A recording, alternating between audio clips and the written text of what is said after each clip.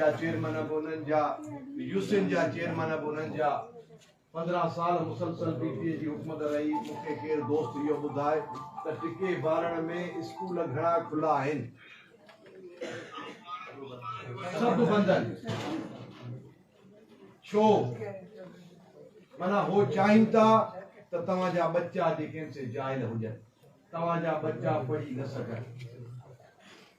पढ़ियल लिखियल माण्हूअ खे शऊर हूंदो आहे, पढ़ियल लिखियल माण्हू पंहिंजो सभु शइ सम्झंदो आहे, पर जेको जाइल माण्हू अनपढ़ियल माण्हू हूंदो उन मां जेको माण्हू चाहींदो, जेको मतिलबु बोतारा चाहींदा उन मां कढियो वञनि था।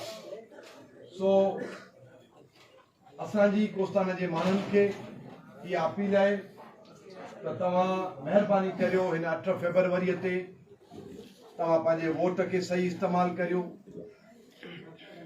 जेके माण्हू 15 साल मुसलसल जिन जी हुकूमत रही, जॾहिं 15 सालनि में कोस्तान जे स्कूल बि खोलाए न सघिया, कोस्तान में रोड बि कोन्हे, कोस्तान में पाणी बि कोन्हे।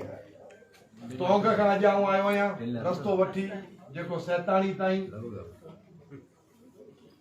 मूंखे बि हिते ईंदे वेंदे कई साल थी विया आहिनि, पर अॼु ताईं इहो रोड कीअं आहे?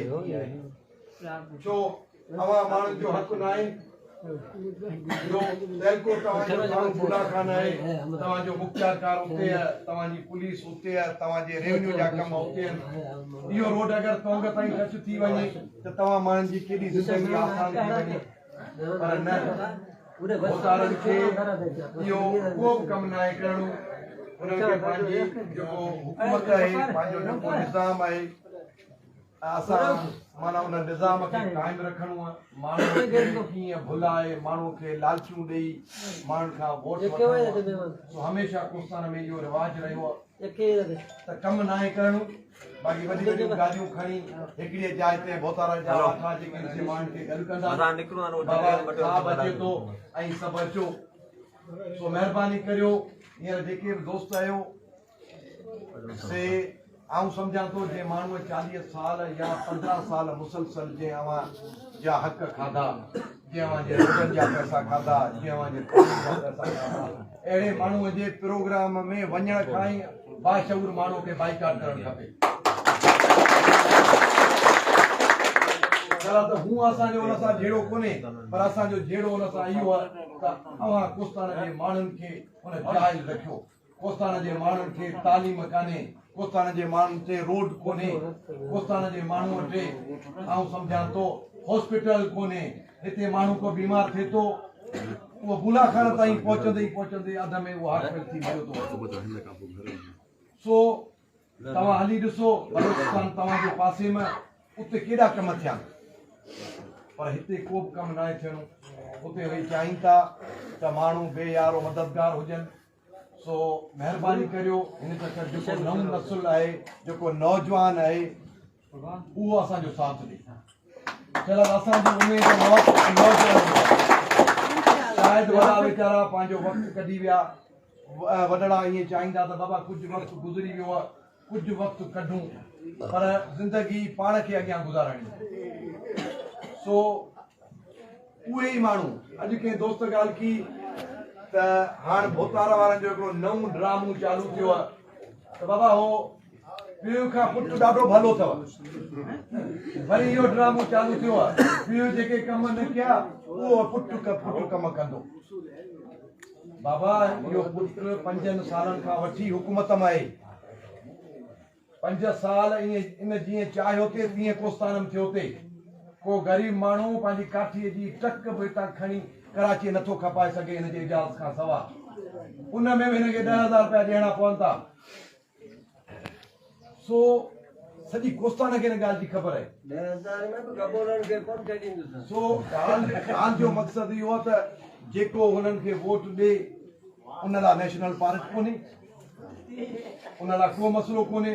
जेको हुननि खे वोट ॾे थो उहो को ग्रुप कढे थो, काठी बि वढे थो। बाक़ी ॿियूं जेके क़ौमूं हिते रहनि थियूं उन्हनि ते ज़ुल्म, उन्हनि ते ज़्यादतियूं आहिनि। सो ही सिर्फ़ु पाण मान ते ॾींहुं आहे हिकिड़ो 8 फरवरी, हिननि खां पलांद वठण लाइ, जिन्हनि पंहिंजे बचनि खे तालीम खां महरूम कयो आहे, जिन पाण खे हॉस्पिटल खां महरूम कयो आहे, जिन पाण खे रोड खां महरूम कयो आहे, जिन पाण खे कोस्ताना जे माण्हुनि खे हमेशह बेरोज़गार रखियो आहे त पाण वटि इहो ई टाइम 8 फरवरी हिननि खां प्लान वरितो वञे। अॼुकल्ह जेके दोस्त आहिनि सोशल मीडिया जा जिन दोस्तनि जा असां में फोन आहिनि, मूंखे उमेदु आहे त तव्हां सभु मुंहिंजो साथ ॾियो। आउं बीठो आहियां, तव्हां कोस्ताना जे माण्हुनि लाइ बीठो आहियां। चङे खां न 20 साल थिया आहिनि, विढ़ंदो अचे पियो पर पंहिंजी जाइ ते बीठो आहे, कॾहिं बि विचो न आहे। इलेक्शनूं थियनि थियूं, इलेक्शन में कीअं विढ़जे थो, केॾा ख़र्च थियनि था, छा करिणो थो पए, पर असां कोशिशि कंदा आहियूं पंहिंजे हड़ा वड़ा थी पर हिन ज़ालिमनि जे ख़िलाफ़ हमेशह जॻह खां बीठो हूंदो।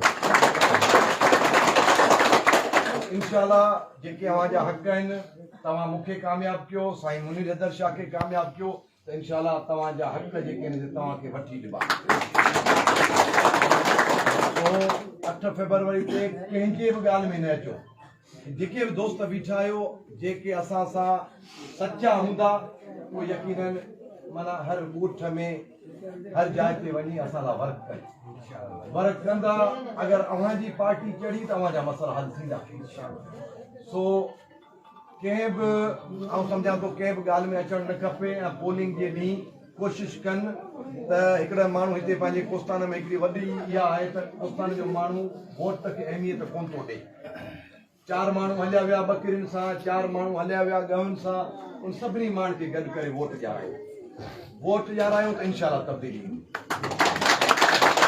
सभिनी जी महिरबानी, सभु दोस्तनि जी महिरबानी जे हेॾी तादाद में हिते टिको बारण में आया आहियूं। अव्हांजा लख बड़ इंशाअल्लाह अव्हां असांखे सोभारो कयो त अव्हांजा जेके बि मसइला आहिनि असांजा फ़ाइदा